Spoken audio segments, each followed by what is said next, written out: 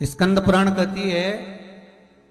जिस व्यक्ति पर कर्जा बहुत ज्यादा मात्रा में हो जाता है और कर्जा चूकता नहीं है, आप बहुत प्रयास कर लिए,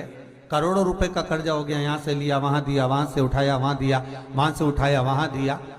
तो निवेदन है कभी मौका लगे कर्जा मुक्ति के लिए सारे वृक्षों में अगर कोई श्रेष्ठ वृक्ष माना गया है तो वो बट का वृक्ष माना गया महाराज। इसलिए प्रशासनिक कार्य के लिए, मानसिक टेंशन में, परेशानियों में बटकेश्वर महादेव का स्मरण किया जाता है। और यदि निवेदन करूंगा बहुत ज्यादा, यदि आपको कर्जा हो गया है, बहुत ज्यादा कर्जा हो गया और वो कर्जा चूक ही नहीं रहा, तो थोड़े दिन बड़ के पेड़ के नीचे आप बटकेश्वर महादेव के लिए 1 लोटा पानी, उसमें थोड़ा सा पिसा हुआ चावल पीस के गला लेना चावल को और पीस लेना, पीस के उस पानी में मिला लेना और मिलाकर उसमें थोड़ी सी हल्दी पिसी हुई डालकर बटकेश्वर महादेव के नाम से बड़ के पेड़ के नीचे अपनी कामना कर कर जो कर्जा हुआ है उस कर्जे का भान देते हुए, स्मरण देते हुए छोड़ दीजिए। महाराज 2 या 3 सोमवार एक ही जगह पर करना, 3 सोमवार बाद वहीं से बड़ के पेड़ की थोड़ी सी जड़ उठा लाना और उस जड़ को एक कोई धागे में बांधकर या तो अपनी गले में डाल लो या अपनी जेब में पटक लो, उसको थोड़े दिन पटक कर रखना, लगभग 2 से 3 महीना पटक कर रखो। वो जड़ जैसे बड़ का पेड़ विस्तार होता है,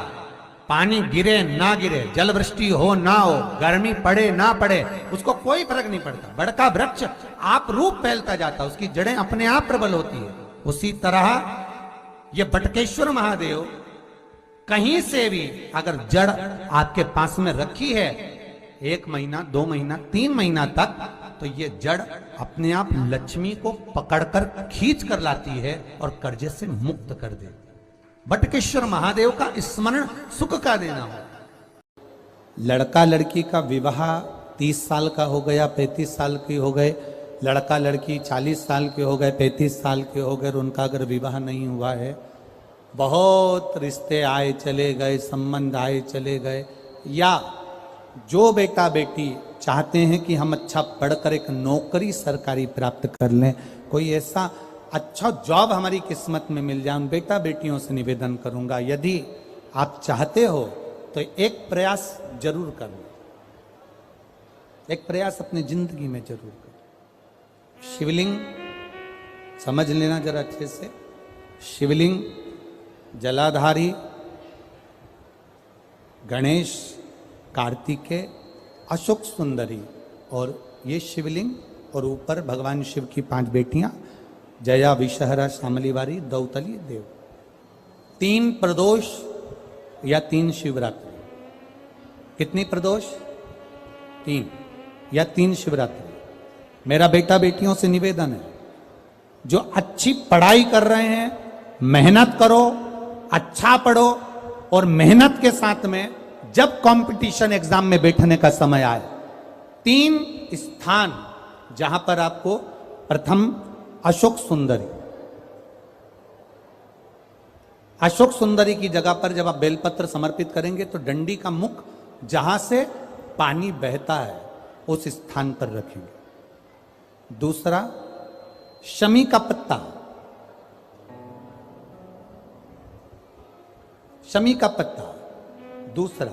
शमी के पत्र को देवादिदेव महादेव पर जब आप समर्पित करेंगे तो उसका डंडी का मुख भी जहां से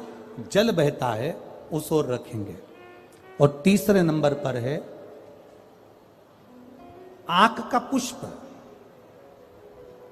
एक पुष्प होता है आंख का सफेद और एक पुष्प होता है हल्का सा नीला। करें दर्शन आप लोगों ने? जम के तो बोलो जरा,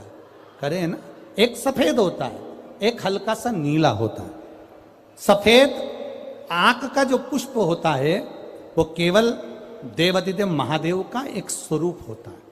और हल्का सा जिसमें गुलाबीपन, नीलापन होता है वो शिव, पार्वती,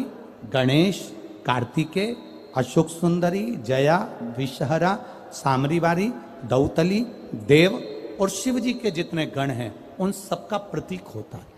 तो तीसरे नंबर का जो आंख का गुलाबी कलर या हल्का नीला सा जो पुष्प होता है, उस 5 पुष्प का गुच्छ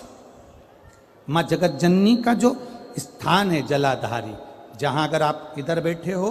तो उसकी विपरीत दिशा, इधर बैठे हो तो उसकी विपरीत दिशा, इधर बैठे हो तो उसकी विपरीत दिशा, विपरीत दिशा में उस पुष्प को समर्पित करना है। अच्छी पढ़ाई करो, अच्छी मेहनत करो, और मेहनत के साथ में जब कंपटीशन एग्जाम के लिए जा रहे हो, उस जगह पर सीए की पढ़ाई भी कर रहे हो, चाहे किसी भी पढ़ाई में लगे हो, मेहनत के साथ में बाबा देवाधिदेव महादेव को 3 प्रदोष या 3 शिवरात्रि आप दिल से बाबा को समर्पित कर कर, बाबा से प्रार्थना कर कर अशोक सुंदरी पर चढ़ाई हुई बेलपत्र को वापिस लेकर आइए। जिस विद्या स्थल पर आप पढ़ाई करते हो, जिस कमरे में आप रहते हो, वहां उस बेलपत्र को 3 प्रदोष की या 3 शिवरात्रि की बेलपत्र रखिए। जिस समय बाबा आपकी नौकरी लगा दे, ये 3 बेलपत्र एक साथ किसी भी प्रदोष पर शिव जी को समर्पित करिए। ये शिव तत्व की। आप मेहनत करें, खूब मेहनत करें, कंपटीशन एग्जाम के लिए जितनी कोचिंग कर सकते करो, मेहनत करना उतना करो, जितना करते हो उससे 4 गुना ज्यादा करो, और उसके साथ में देवाधिदेव महादेव से